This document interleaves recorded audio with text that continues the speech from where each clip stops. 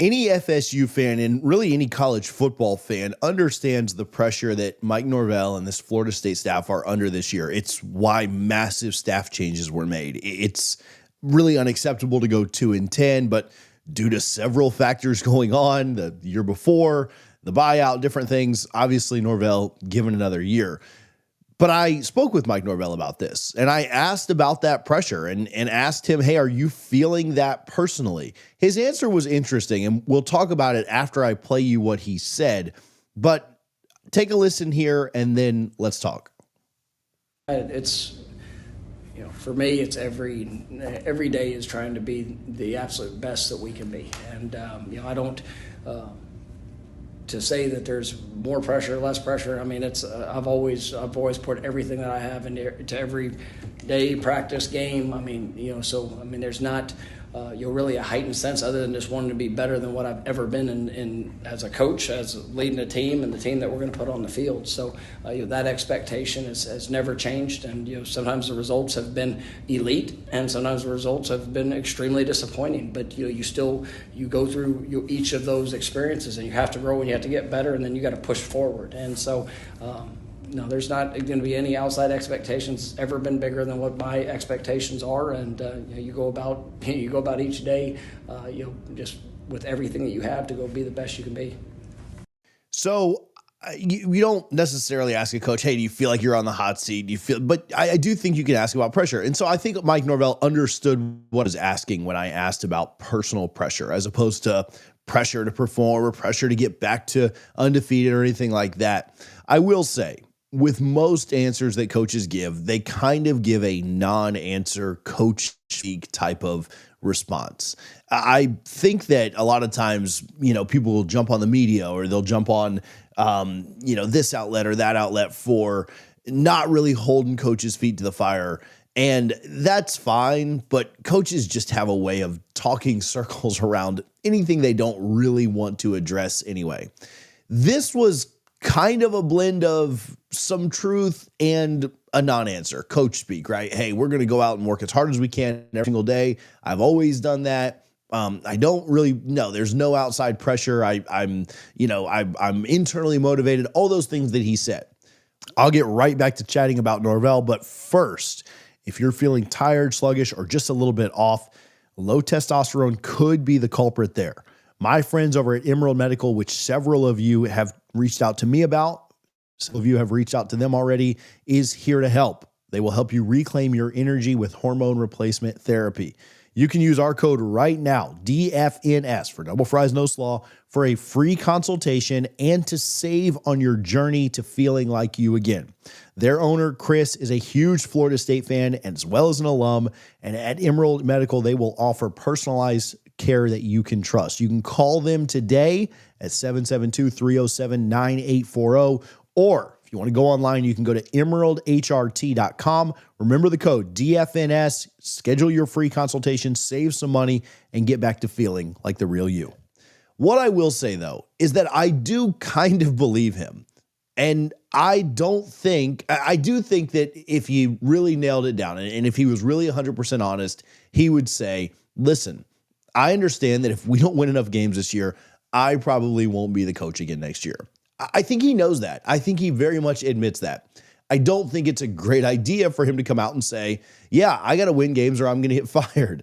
That's not good for recruiting. That's not good for just, program morale. It's not good for the booster event that he's about to walk into with hundreds of boosters there that he's trying to raise money at.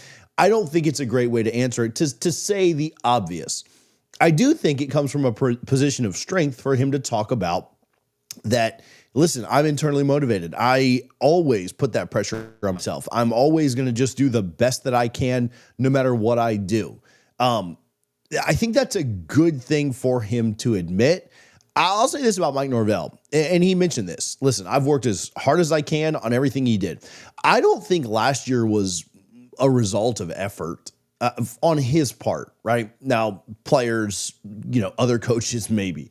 I don't think that he isn't trying. I don't think this is a Taggart situation where he's walking to the conference whistling, right? I do think that he is doing everything he can.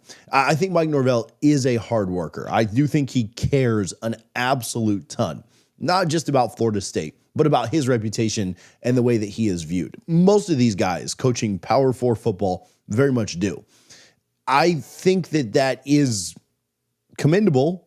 Certainly would rather have a coach that cares and tries as opposed to guys that quit or give up or whatever. But the results have been just what he said. Sometimes really, really good, sometimes incredibly disappointing. I think he also knows that the buyout protects him a little bit. Let's call a spade a spade. He's not going to sit there and say, hey, I've got a $55 million buyout this year. What pressure am I under? If I fail, I'm rich as I can be, right? He would never say that. I wouldn't expect him to say that, but let's be honest that is part of it too. How much pressure is there for these guys? Failing as a college football coach is a great thing. That's not a bad thing at all. But I do think that Mike Norvell has character. I do think that he's dedicated. I think he's a hard worker. He admits his faults. And I will say this is how I'll wrap it up. This is the same tone that he's always had. He's always talked about not worrying about the outside expectations. I saw him last year in this same setting, and I asked, hey, are you going to let the snub motivate your team? And he said, no, we don't worry about the outside noise. We're not going to use that. We're going to focus on this team and being the best we can be. The year before, I asked, hey, are you going to use 10 wins to try and get your team over the hump and try and be, get to that playoff or win that ACC, which they ended up, winning the ACC. And then we know how the snub went down. And he said, no, we're going to focus. This is not about last year's team. This is not about the way that we finished the season last year. It's about this year's team. And so I will say the consistency there is commendable. Whether they're really, really good, whether they're really, really bad, he has preached the same message. It's always been about the work. It's always been about how hard he's going to go out and put forth effort. And I think that's commendable. At the end of the day, do I think that there's more pressure on him? Yes. Do I think that he even knows there's more pressure on him? Yes. His answer to me was interesting for several reasons. What do you notice about it? What do you pull away from it? What are your thoughts on the way that he answered? Let's talk about that down in the comments. I'll try and respond to as many as I can on this one because I do think this is an interesting question. Not to pat myself on the back or anything like that. I haven't heard anyone else ask him if he feels that pressure because we all know it's there. When you look at ACC coaches on the hot seat, there are 4 or 5 that come to mind. Virginia Tech, Virginia, Cal, Florida State, maybe NC State, and that's about it, right? Everybody else, Belichick maybe because of the mess that's going on there at North Carolina too, off the field. But it's there. That pressure is there. And I think he knows it.